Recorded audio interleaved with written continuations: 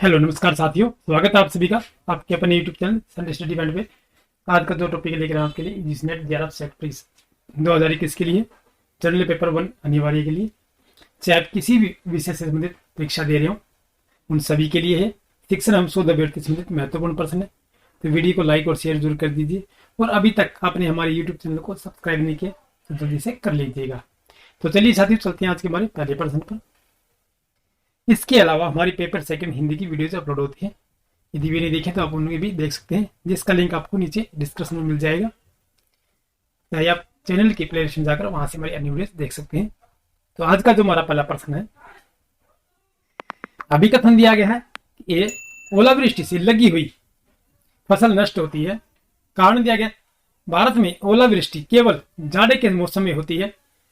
ए और आर दोनों सही है और आर ए की सही व्याख्या है।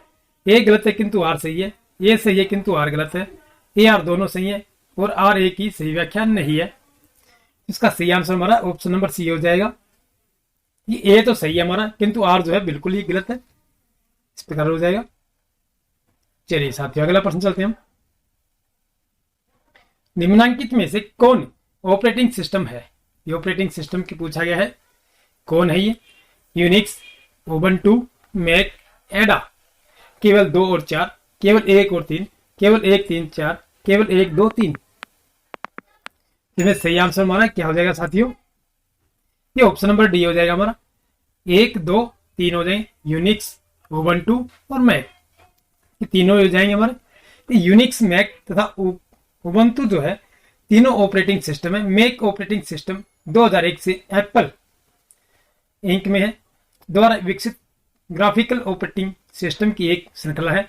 यूनिक्स ऑपरेटिंग सिस्टम 1960 में विकसित किया गया था और उबंटू एक फ्री और ओपन सोर्स डेबियन पर आधारित लाइनक्स वितरित ऑपरेटिंग सिस्टम है। ये तीनों ही इस प्रकार इनकी यूनिक्स जो है हमारा ये उबंटू तीनों ही है और मैक जो है देखिए 2001 में, ठीक है, और यूनिक्स ऑपरेटिंग सिस्टम जो है 1960 में इसका ये किया गया था, विकसित किया गया था और उबंटू जो एक फ्री है। चलिए साथियों, अगला प्रश्न चलते हैं हम। निम्नलिखित कृषि पद्धति पर विचार कीजिएगा। जल प्रवाह अवरोधक सीमा, रिले फसल, शून्य जोत, वैश्विक जलवायु परिवर्तन के संदर्भ में इनमें से किससे या किन से मृदा में कार्बन पृथक्करण भंडारण में मदद मिलती है? केवल 1 और 3, केवल 1 2 3, केवल 1 और 2 और केवल 3। तो सही आंसर हमारा क्या हो जाएगा कि निम्नलिखित कृषि पद्धति पर विचार कीजिएगा। जल प्रवाह अवरोधक सीमा, रिले फसल, शून्य जोत। इसका सही आंसर हमारा ऑप्शन नंबर डी हो जाएगा। 1 2 3 हो जाएंगे हमारे, जल प्रवाह अवरोधक सीमा, रिले फसल और शून्य जोत। जल प्रवाह अवरोधक सीमा जो है, रिले फसल तथा शून्य जोत कृषि से जुड़ी कृषि पद्धतियां हैं। रिले फसल के अंतर्गत एक फसल जब एक पक जाती है तब दूसरी फसल को बोया जाता है। इसमें जब पहली फसल को जीवन काल समाप्त होता है तो दूसरी फसल फल देने वाली लगती है। शून्य जुताई या जोत कृषि खेती करने की एक व्यवस्था है जिसमें भूमि को बिना जोते ही बार बार कई वर्षों तक फसलें उगाई जा सकती हैं, जिसे शून्य फसल कहते हैं।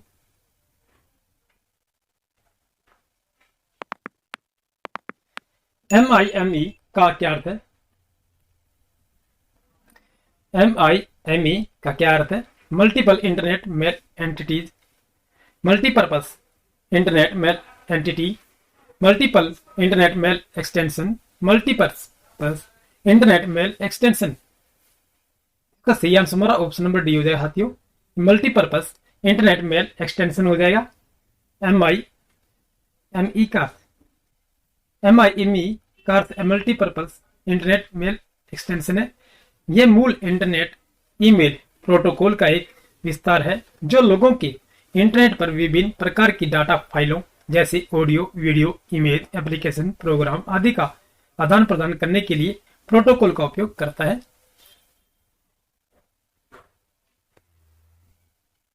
निम्नांकित में से कौन एंडू टाइपिंग का शॉर्टकट है? Ctrl+S, Ctrl+Y, Ctrl+T, Ctrl+Z। एंडू का पूछा गया है। एंडू टाइपिंग जो है या हम किसी चीज को डिलीट कर देते हैं तो उसको वापस लाने के लिए उसका क्या उपयोग किया जाता है। इसमें से पूछा गया कौन सा जो शॉर्टकट है उसको वापस लाने के लिए है।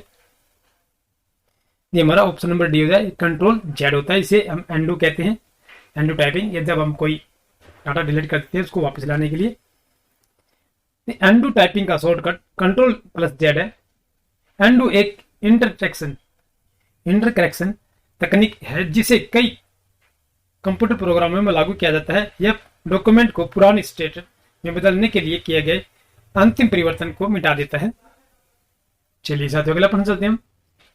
राष्ट्रीय शिक्षा दिवस का आयोजन किसके जन्म दिवस पर किया जाता है?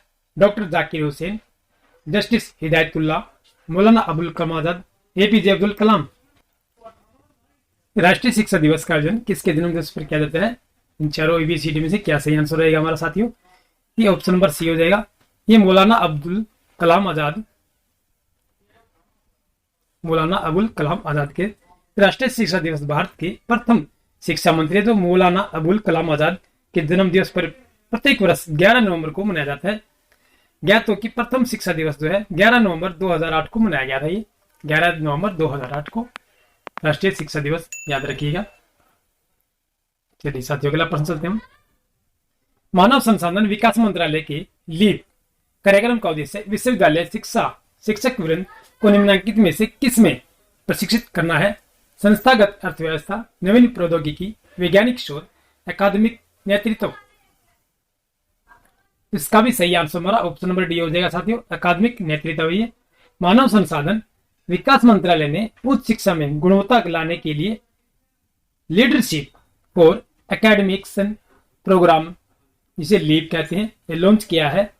इसके माध्यम से उच्च शिक्षण संस्थानों में पढ़ाने वाले शिक्षकों को उनके विषयों से संबंधित कई जानकारियां से अपडेट किया जाता है तथा उनमें लीडरशिप की प्रतिभा की विकसित की जाती है, विकसित की जाएगी। ये लीप का पूरी फुल फॉर्म हमारा। चलिए साथियों अगला प्रश्न चलते हैं। ताजे पानी की सर्वाधिक मात्रा विद्यमान होती है झील में, ध्रुवीय बर्फ में, नदियों में, ग्लेशियर में। ताजे पानी की सर्वाधिक मात्रा पूछी गई है तो किसमें होती है ताजे पानी की सर्वाधिक मात्रा? इसका सही आंसर हमारा ऑप्शन नंबर बी हो जाए, ये ध्रुवीय बर्फ में है, जो हमारे उत्तरी ध्रुव और दक्षिणी ध्रुव जो है के साथियों। तो अंटार्कटिका है ना, ये वहां पर जो बर्फ जमी हुई है वो ध्रुवीय बर्फ बोले जाते हैं उसको, और उसी में है जो ताजे पानी की सर्वाधिक मात्रा विद्यमान है हमारे। पृथ्वी पर उपलब्ध कुल जल का मीठा जल लगभग 2.7% है। इस जल का 75.2% जो है ध्रुवीय प्रदेशों में बर्फ के रूप में है, जबकि 22.6% भूजल के रूप में तथा शेष जल झीलों, नदियों, वायुमंडल आदि के रूप में विद्यमान है हमारा। देखिए डाटा बिल्कुल याद रखिएगा आप, जो मैंने बताया आपको। मीठा जल जो है 2.7% है, ठीक है, और इस जल का 75.2% जो है ध्रुवीय प्रदेशों में बर्फ के रूप में है, और जबकि 22.6% जो है हमारे भूजल के रूप में यानी कि जमीन के नीचे जो है उसमें है, और शेष जल जो है झीलों, नदियों और वायुमंडल आदि के रूप में विद्यमान है। चलिए अगला प्रश्न चलते हैं हम। विषम को चुनिए, हमें विषम चुनना है। श्रवण, अनुमान, इन्फॉर्मेंस, प्रत्यक्षीकरण, परसीविंग, बोध। इसका विषम कौन सा हो जाएगा हमारा? ये बोध हो जाएगा, ऑप्शन नंबर डी जो है। बोध श्रवण, अनुमान तथा प्रत्यक्षीकरण से भिन्न है। बोध शब्द का अर्थ किसी परीक्षार्थी के मानसिक रूप से किसी विषय को समझने, विश्लेषण, तर्क, मूल्यांकन एवं स्वतंत्र अध्ययनशीलता की जांच कर उस पर आधारित प्रश्नों का सही समाधान करना है, ये हमारा बोध होता है। ये इनसे विषम है, ये अलग से तीनों इसे। चलिए साथियों अगला प्रश्न हमारा। शिक्षा का अधिकार जिसे आरटीई कहते हैं हम के बारे में निम्नलिखित में से क्या सही है?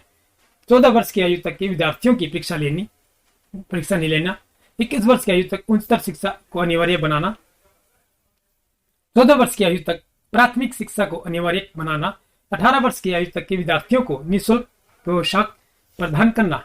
आरटी का पूछा गया शिक्षा का अधिकार जो है किससे है? ये ऑप्शन नंबर सी रहेगा हमारा। 14 वर्ष की आयु तक प्राथमिक शिक्षा को अनिवार्य बनाना। शिक्षा का अधिकार जो है आरटी, जिसे संविधान के 86वें याद रखिए 86 में संविधान संशोधन 2002 द्वारा 21A धारा 21A के अंतर्गत जोड़ा गया है।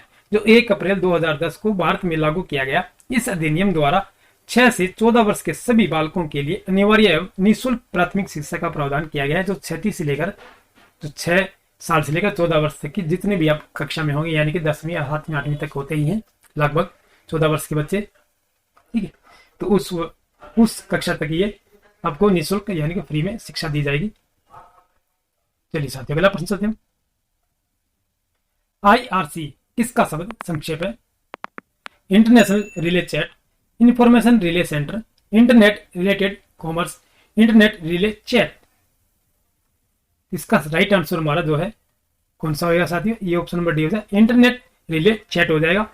IRC का फुल फॉर्म जो है। नियमों को इस प्रणाली में क्लाइंट व सर्वर सॉफ्टवेयर को श्रृंखला शामिल होती है इसमें इंटरनेट रिले चैट में। चलिए साथियों, अगला प्रश्न हमारा, निम्नलिखित में न्यूनतम प्रदूषण उत्पन्न करने वाली ऊर्जा उत्पादक तकनीक है? फिशन आधारित नाभिकीय ऊर्जा, magneto hydrodynamic, photovoltaic, thermal power. न्यूनतम प्रदूषण उत्पन्न यानी कि सबसे कम प्रदूषण उत्पन्न करने वाली ऊर्जा उत्पादक तकनीक कौन सी है? ये फोटोवोल्टिक है। ऑप्शन नंबर सी जो हमारा बिल्कुल सही आंसर हो जाएगा। 1952 में स्थापित द्वितीय शिक्षा आयोग के अध्यक्ष कौन थे? Doctor AL Mudaliar, doctor BR Ambedkar, doctor S Radhakrishnan, Shri KC Pant. 1952 में स्थापित तो द्वितीय शिक्षा आयोग था जो हमारा, दूसरा जो शिक्षा आयोग था उसके अध्यक्ष कौन थे? ये डॉक्टर AL मुदालियर थे, जिसे मुदालियर आयोग भी कहा जाता है। 23 सितंबर 1952 में डॉक्टर लक्ष्मण स्वामी, AL है ना, डॉक्टर लक्ष्मण स्वामी मुदालियर को अध्यक्षता में द्वितीय माध्यमिक शिक्षा आयोग की स्थापना की गई। इस द्वितीय शिक्षा आयोग ने पाठ्यचर्या में विविधता लाने के लिए त्रिस्तरीय स्नातक पाठ्यक्रम शुरू करने, सेकेंडरी शिक्षा को 2 भागों में विभाजित करने की सिफारिश की थी। याद रखिएगा, मुदालियर आयोग जो है जिसे माध्यमिक शिक्षा आयोग भी कहते हैं, और इसी ने जो हमारी जो BA की जो है जिसे स्नातक है नहीं त्रिस्तरीय जैसे स्नातक पाठ्यक्रम शुरू करने की सेकेंडरी और, ठीक है, इसी ने सिफारिश की थी। चलिए साथियों, अगला प्रश्न चलते हैं। नेटवर्किंग के OSI मॉडल के किस स्तर पर HTTP कार्य करता है? नेटवर्क स्तर, नेटवर्क लेयर, अनुप्रयोग स्तर जिसे एप्लीकेशन लेयर, परिवहन स्तर, ट्रांसपोर्ट लेयर, भौतिक स्तर जिसे फिजिकल लेयर। किस पर कार्य करता है ये? नेटवर्किंग के OSI मॉडल के किस स्तर पर HTTP कार्य करता है ये? अनुप्रयोग स्तर यानी एप्लीकेशन लेयर पर करता है ये। नेटवर्किंग के OSI मॉडल के अनुप्रयोग स्तर जिसे एप्लीकेशन लेयर कहते हैं पर HTTP जो है यह लेयर उन संयोजित या सर्विसेज से संबंधित होती है जो यूजर एप्लीकेशन जैसे file transfer, data base access और ईमेल के लिए सॉफ्टवेयर का समर्थन करती है। ये समूह फर्स्ट और समूह सेकंड से मिलान करना है। विनियामक निकाय है और विनियामक का क्षेत्र है। NCTE विधि, BCI वास्तुकला, COA व्यावसायिक पाठ्यक्रम, NBA अध्यापक प्रशिक्षण। ये नीचे कोट दिया गया है, तो इसका सही आंसर हमारा ऑप्शन नंबर बी हो जाए, 4 1 2 3 हो जाएगा। 4 1 2 3। NCTE जो हमारा अध्यापक प्रशिक्षण से है, NCTE। BCI ये विधि है, COA वास्तुकला है, NBA ये व्यावसायिक पाठ्यक्रम है।